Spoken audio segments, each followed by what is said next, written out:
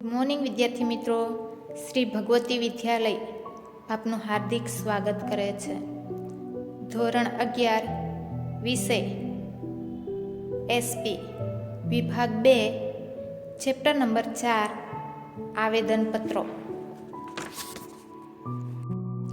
વિદ્યાર્થી મિત્રો, આપણે અગાઉના લેક્ચરમાં જે વ્યાખ્યા છે, લક્ષણો છે અને ત્યારબાદ 6 કલમો છે એના વિશે આપણે અભ્યાસ કરી.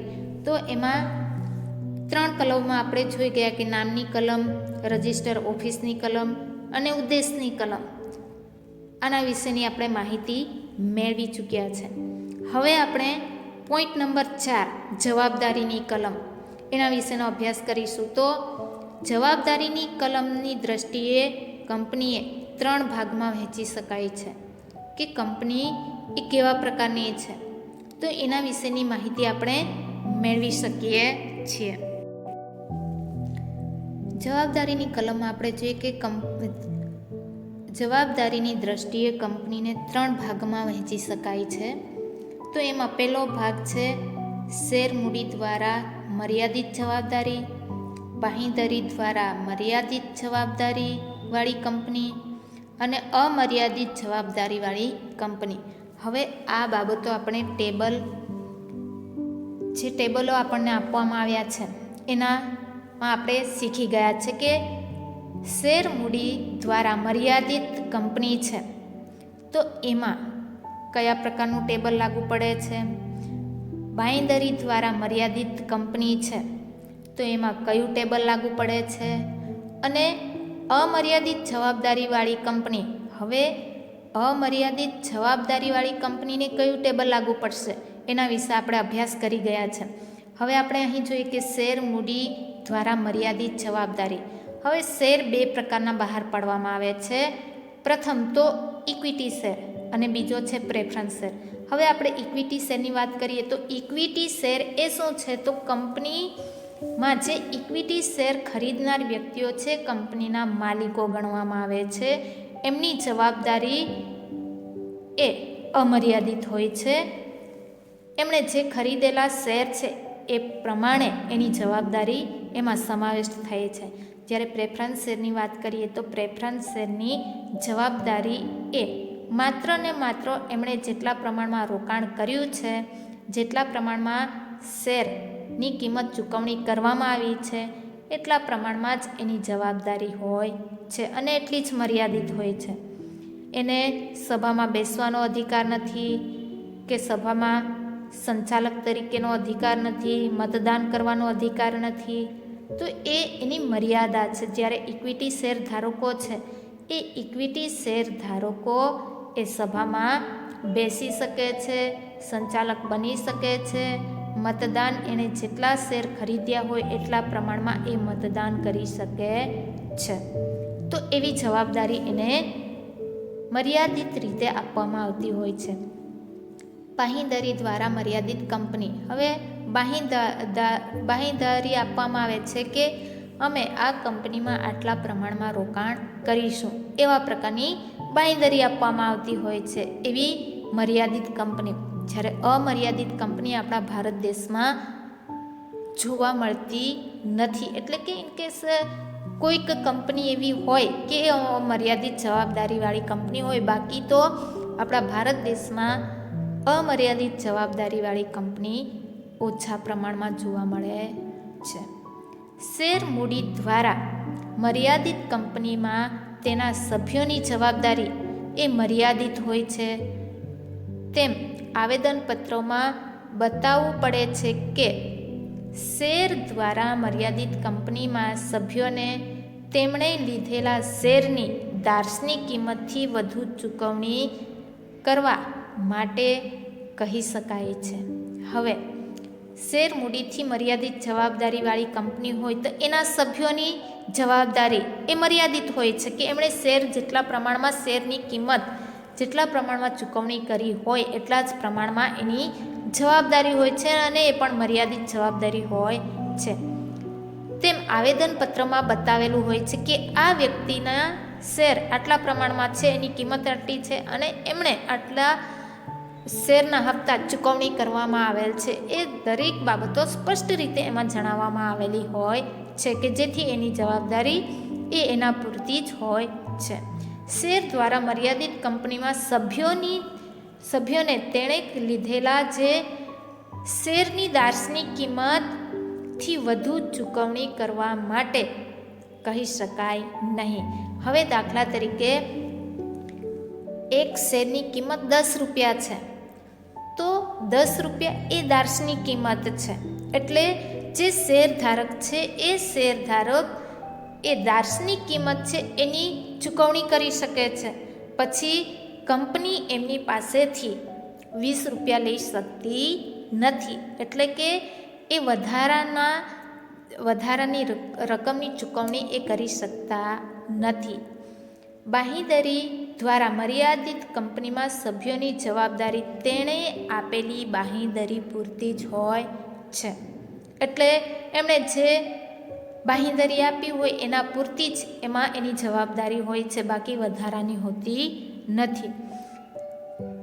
એકલ વ્યક્તિની કંપનીમાં તેનું મૃત્યુ થતાં તેની જગ્યાએ કોણ સભ્ય થશે તેનું નામ દર્શાવવામાં આવે છે. હવે એકલ કંપની હોય અને એમાં બીજા કોઈ વ્યક્તિ સંચાલક તરીકે કે પછી સ્થાપક તરીકે કામ કરી શકતા ન હોય, માત્ર એક જ વ્યક્તિ હોય અને એક વ્યક્તિના નામની હોય, અને એમાં જે કંપનીના જે માલિક છે અથવા તો સ્થાપક છે એનું મૃત્યુ થતાં તેની જગ્યાએ કોણ સભ્યો બનશે તેનું નામ આવેદનપત્રમાં દર્શાવેલું હોવું જોઈએ, જવાબદારીની કલમમાં દર્શાવેલું હોવું જોઈએ કે એના પછી કોઈ વારસદાર તરીકે હોય, એમના પુત્ર જે વ્યક્તિ હોય એમનું નામ હોય, અથવા પત્નીનું નામ હોય, દીકરીનું XYZ કોઈ પણ નામ હોઈ શકે છે. ત્યાર પછીનો પોઈન્ટ આપણે જોઈએ તો પોઈન્ટ નંબર 5. તો પોઈન્ટ નંબર 5માં મૂડીની કલમ. મર્યાદિત કંપનીમાં મૂડીની કલમ ફરજિયાત છે.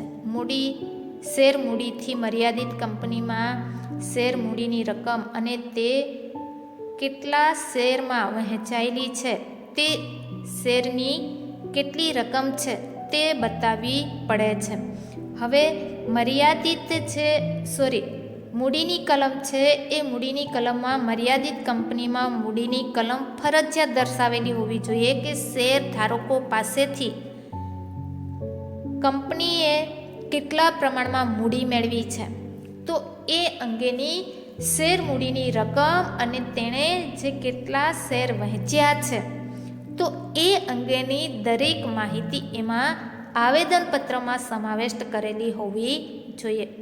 બાંહેધરીથી મર્યાદિત કંપનીમાં જ્યારે કંપની બંધ કરવામાં આવે ત્યારે દરેક સભ્ય કેટલી બાંહેધરી આપે છે તે સ્પષ્ટ રીતે દર્શાવવું પડે. જો કંપની બાંહેધરીથી મર્યાદિત હોય અને શેર મૂડી હોય તો તેવી કંપનીને 2 મૂડીની કલમ લાગુ પડતી હોય છે. તો એમાં પહેલી છે બાંહેધરીને લગતી અને બીજી છે શેર મૂડીને લગતી. એવી રીતે 2 પ્રકારની કલમો લાગુ પડે છે. જો એકલ વ્યક્તિ કંપની હોય તો ભરણું ભરનારના મૃત્યુ પછી કોણ સભ્ય થશે તે આવેદનપત્રમાં દર્શાવેલું હોવું જોઈએ. હવે આપણે જોઈએ તો અહીં આપણને એ બાબત દર્શાવવામાં આવી છે કે જો શેર એમણે બહાર પાડ્યા છે અને શેર કેટલા પ્રમાણમાં વહેંચવામાં આવ્યા છે તો એ અંગેની માહિતી શેરની કેટલી રકમ છે એ અનુસાર ત્યાં એની રકમ દર્શાવી શકાય છે અને શેર વહેંચણી થઈ શકે છે. જેમ કે દાખલા તરીકે શેર મૂડી છે એ મર્યાદિત છે. હવે આવેદનપત્રમાં દર્શાવેલી મૂડી છે એ કેટલા પ્રમાણની હોવી જોઈએ તો એ બાબત સ્પષ્ટ રીતે દર્શાવેલી હોય એ પ્રમાણે જ કંપનીના જે શેર છે એ કંપની શેર બહાર પાડી શકતી હોય છે. આવેદનપત્રમાં દર્શાવેલી મૂડીની રકમ છે એ મૂડીની રકમને ધ્યાનમાં રાખી એમણે શેરની કિંમત નક્કી કરવાની હોય છે અને એટલા પ્રમાણના શેર એમણે બહાર પાડવાના હોય છે. બાંહેધરીથી મર્યાદિત કંપનીમાં જ્યારે કંપની બંધ કરવાની હોય ત્યારની વાત છે. તો હવે બાંહેધરી કંપનીની વાત આપણે શીખી ગયા અગાઉ કે જો કંપનીને જે મર્યાદિત રકમની જરૂરિયાત હોય તો એમાં જે બાંહેધરી ધરાવતા જે સભ્યો છે એ સભ્યો કંપનીને ક્યારે ઉપયોગી હોય છે? તો કંપનીને જ્યારે કંપની બંધ પડવાની હોય ત્યારે કંપનીનું દેવું ખૂબ જ મોટા પ્રમાણમાં હોય છે.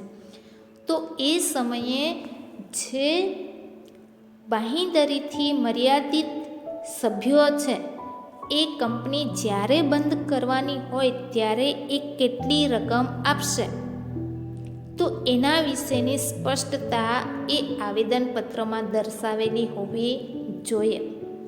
જો કંપની બાંહેધરીથી મર્યાદિત હોય અને શેર મૂડી હોય તો આવી કંપની એ બે પ્રકારની કલમો દર્શાવી શકે છે જે આપણે અગાઉ જોઈ ગયા.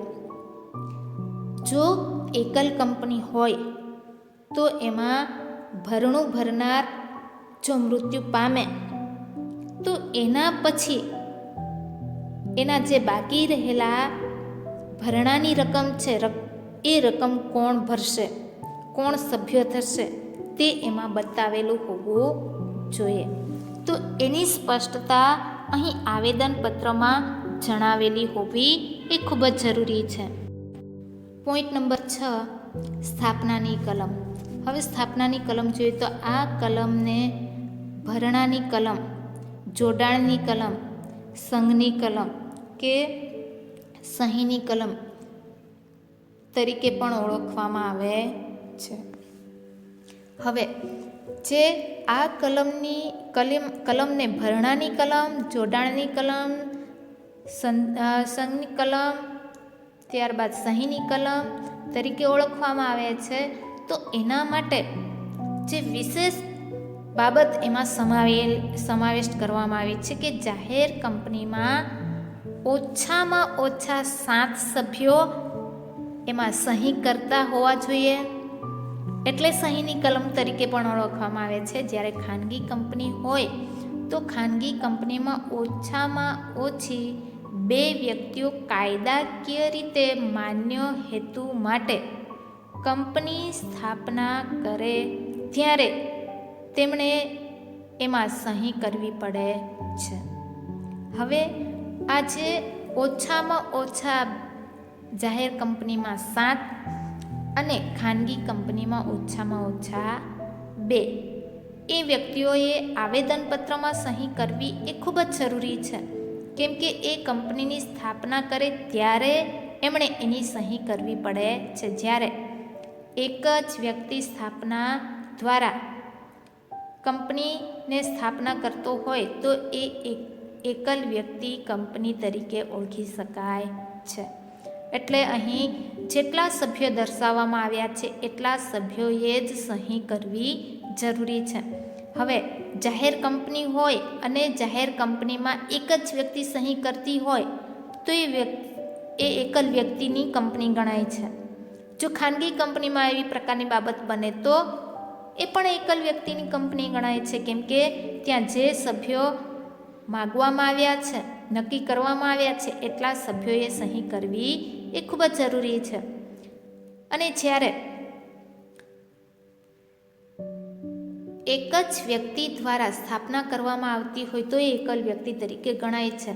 કંપનીના સભ્યો કંપની સ્થાપવા માગે છે અને તેમના નામ સાથે દર્શાવેલ શેર ખરીદવાની કબૂલાત આપી છે તેવી જાહેરાત કરી સહી કરે તો સહી કરનાર સભ્યોના નામ, સરનામા, વ્યવસાયની વિગતો દર્શાવવી એ જરૂરી છે કે કયા વ્યક્તિએ આવેદનપત્રમાં સહી કરી છે, એ ક્યાં રહે છે, શું વ્યવસાય કરે છે વગેરે જેવી વિગતો એમાં દર્શાવવી ખૂબ જ જરૂરી છે. આ વ્યક્તિઓએ સાક્ષીની હાજરીમાં સહી કરી છે તેમ દર્શાવવામાં આવે છે. આવા સભ્યો સહી કરનાર સભ્યો તરીકે પણ ઓળખી શકાય છે. એટલે કે કંપનીની જે સ્થાપનાની વાત આવે છે તો એમાં કેટલા વ્યક્તિઓ એ સ્થાપક તરીકે ગણવામાં આવે છે, તો એ જે વ્યક્તિઓએ સહી કરી છે અને એ વ્યક્તિઓએ એના નામ, સરનામા અને એનો વ્યવસાય વગેરે જેવી વિગતો એમાં દર્શાવી છે, તો એ વ્યક્તિઓ જે રજિસ્ટર ઓફિસમાં કે પછી અન્ય કોઈ પણ વ્યક્તિની હાજરીમાં એમણે સાક્ષીની હાજરીમાં સહી કરવી જોઈએ. એ ખૂબ જ અગત્યનું ગણી શકાય છે. હવે વિદ્યાર્થીઓ આપણે જોઈએ તો આવેદનપત્ર એ કંપનીનું બંધારણીય દસ્તાવેજ છે, અગત્યનું દસ્તાવેજ છે, મહત્ત્વનું દસ્તાવેજ છે. તો એવી જ રીતે આ કલમો પણ એ ખૂબ જ અગત્યની ગણવામાં આવે છે. એટલે 6 કલમો આપણે અહીં વિશેષ પ્રકારની સમજી ગયા.